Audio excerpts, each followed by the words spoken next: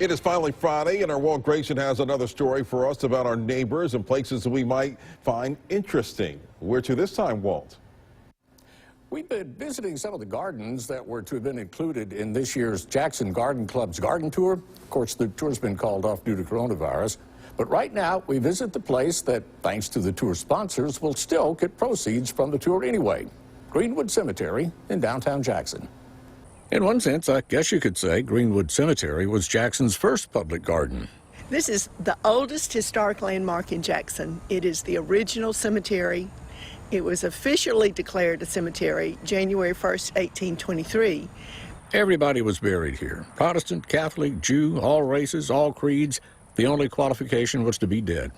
Cecile Wardlaw is the volunteer executive director of the Volunteer Greenwood Cemetery Association. The association augments the city of Jackson's work in keeping the cemetery up, and funds like those coming from the Jackson Garden Club's garden tour is what the association operates with. The Garden Club of Jackson has supported us several times in the past with donations and planting trees. I grew up in Jackson. There are 5 generations of my family here, and Mother used to drive through at least once a week just to check on things. And she told me that when she was growing up, there was nothing to do on Sunday afternoon. Social things were not allowed, but you could come to the cemetery.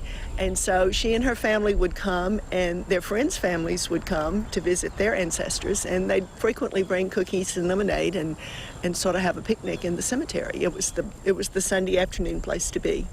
The Cemetery Association preserves that park-like atmosphere at Greenwood Cemetery, and when it's safe to stir around again, here's the place you can visit. Just drive in the front entrance, which is on George Street, right at the corner of Northwest Street. Come straight up the road to the little summer house, and there are 3 different brochures on the front of the summer house that have walking tours.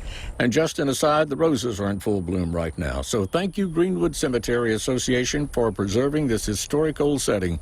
And thank you, Jackson Garden Club, for making a contribution from this year's garden tour, although the tour never took place.